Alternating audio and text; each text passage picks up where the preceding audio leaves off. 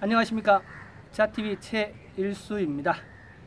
6월 15일 네팔 현재 상황 전해드리도록 하겠습니다. 오늘은 총 3가지 소식입니다. 첫 번째는 하루 최대 확진자가 뜬 코로나 소식이고요. 두 번째는 국내선 도메스틱 항공 재개 소식이 들어와 있습니다.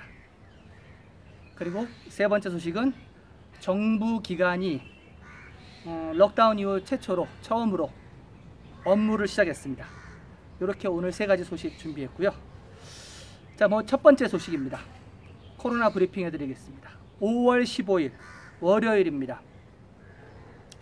하루 최대 확진자가 발생했습니다. 451명이 발생했습니다. 24시간 동안. 그래서 6,000명을 넘겼고요. 6,211명이 됐습니다. 지난 6월 2일 날 2,000명을 넘겼었거든요. 2,000명에서 6,000명 가는데 13일 걸렸습니다. 지금 6,000명에서 10,000명 가는데 제가 볼 때는 13일 안 걸릴 것 같거든요. 6월달 안에 불행하게도 6,000명이 아닌 10,000명을 돌파할 것 같습니다. 아마도 10,000명이 돌파하게 되면은 지금 현재 진행되고 있는 록다운, 그 부드러운 록다운은 해제되지 않을까 싶습니다. 10,000명이 넘으면은 거의 초비상 상태가 될 텐데요. 6월 15일 월요일 날은 카트만두 4명, 랄리푸르 1명, 그래서 지금 이 벨리 안에, 카트만두 벨리 안에 5명의 확진자가 떴습니다.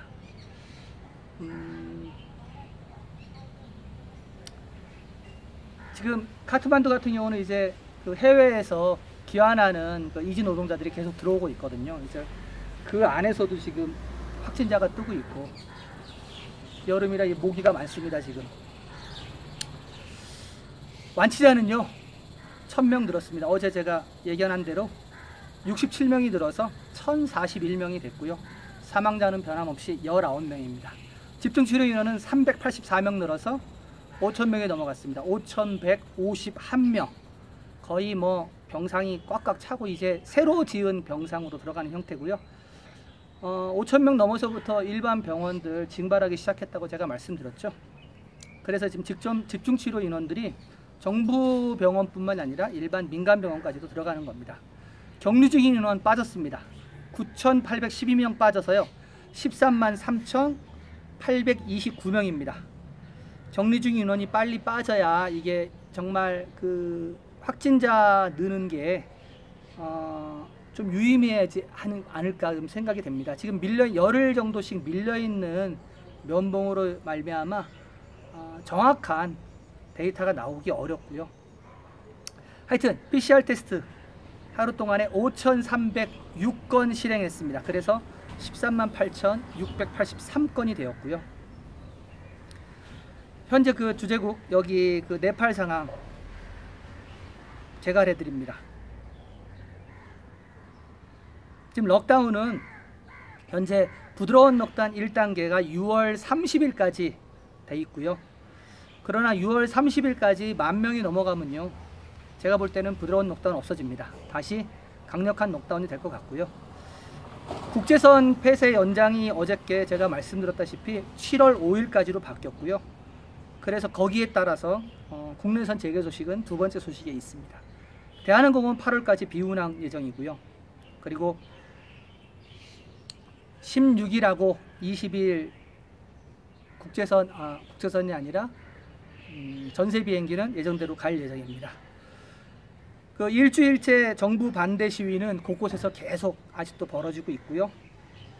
그리고 아까 말씀드렸죠. 카트만두 4명, 랄리푸르 1명 확진이 떴었다고요. 여기 안에 지난 6월 11일 날 쿠웨이트에서 송환된 귀환 노동자 중에서 36세 여성이 확진이 떴습니다. 그 테쿠 그 국립보건센터에서 그 확진이 떴는데요. 이 비행기가 같이 온 사람들이 102명입니다. 그래서 지금 추적 중이에요. 이 102명들의 다시 이제 이들은 다시 그 격리시켜야겠죠. 철저히. 그래서 지금 새로운 문제가 제가 계속 말씀드렸다시피 기환자들, 외국에서 돌아오는 기환자들 이들 잘 관리해야 된다는 말씀드렸는데 어제 불행하게도 5명이 떴습니다. 하여튼 좀 더 좀 소식을 지켜봐야 될 것 같고요. 첫 번째 소식은 여기까지고요. 두 번째 소식은 국내선 재개 소식입니다. 지금 현재 네팔은 국내선 국제선이 3개월 가까이 운행되지 않고 있고요. 7월 5일 이후로 재개가 될 예정입니다. 문화관광 민간 항공 장관인 케다르 바하두르 아드카리 씨는 6월 15일 날 자신의 트위터를 통해서 발표했습니다. 요즘은 뭐 자신의 트위터로 이런 뭐 정책들 발표하는 게 유행인가요? 대세인가요? 하여튼 뭐 좀 희한한 걸 계속 보고 있습니다. 앞서 네팔 민간 항공국에서는 6월 15일부터 승객의 50%만 태운 국내선을 재개할 것을 정부에 제안했습니다. 그러나 정부는 이 제안을 거부하고 6월 15일 어제 7월 5일 이후로부터 국내선 운행하기로 이렇게 트위터에 발표를 했는데요. 민간에서는 15일부터 원래 하기로 하자라고 했는데 이게 받아들이지 않았고요. 7월 5일부터 시작하기로 했다는 겁니다. 그래서 이슈아르 포커럴 국방장관이 이끄는 코로나 바이러스 고위급 통제위원회에서 8월 중순까지 경제활동을 정상화하는 부드러운 넉다운 전략의 일환으로 네팔 민간 항공국과 협력하여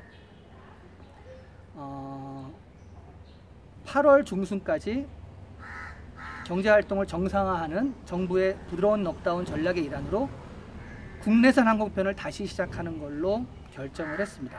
그런데 국내 항공업자들은 항공료를 인상해야 한다고만 얘기합니다. 왜냐하면 지금 절반의 인원만 탑승을 시키면 거기에 따라서 이제 비행기 한 편당 수익이 이제 줄어드니까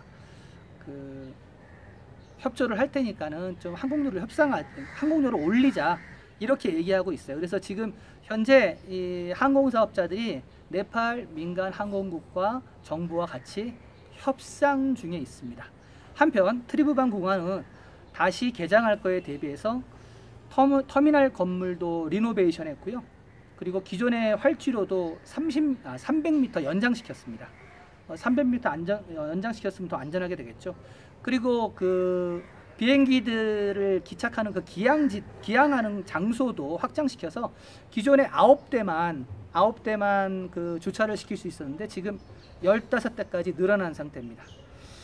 그리고 지금 출입국 사무소, 도착 출입국 사무소가 지금 말하자면 검역 절차부터 해서 발열 체크부터 해서 여러 가지 것들을 하고 있죠. 그래가지고 지금 업그레이드 됐어요. 그래서 바닥에 사회적 거리두기 간격을 표시하는 동그라미 원을 만들었습니다. 동그라미 원을 만들어서 거기서 한 명씩 이렇게 거리를 둘 수 있는 그런 시스템을 만들었고요. 지금 현재 네팔의 상용 항공편은 3월 22일부터 중단된 상태고요. 만약에 7월 5일부터 국내선이 재개가 되면 거의 3개월 넘게 막혀있던 정기편이 열리게 되는 겁니다. 그리고 현재는 네팔로 송환하는 비상 구출 항공편만 비행이 가능한 상태입니다. 네, 두 번째 소식은 국내선 항공 재개 소식은 여기까지 하고요. 세 번째 소식입니다. 6월 15일부터 정부 기관이 업무가 개시가 됐습니다. 그동안 83일 동안 지금 국가봉쇄 상태로 인해서 폐쇄됐다가 6월 15일 월요일부터 정부 기관 및 비정부 기관 사무소가 재개되었습니다.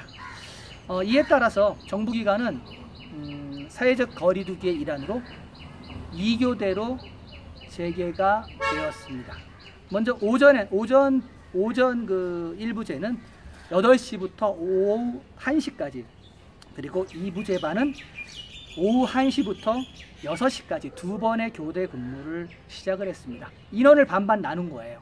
그래서 좀 이따 말씀드리겠지만 민간 사업체 같은 경우는 기존 인원의 50%만 하든지 그 출근을 시키든지 아니면은 정부처럼 이렇게 오전 오후반 이렇게 2개 반으로 나눠서 하든지 요거를 이제 해야 됩니다. 그래서 지금 이제 부드러운 넉다운이 지금 카트만두가 시작이 됐는데, 부드러운 넉다운에서 할 수 있는 산업 목록을 제가 말씀드리겠습니다.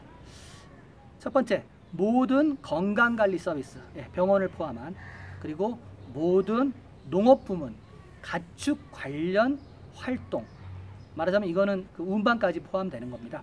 운반 판매까지.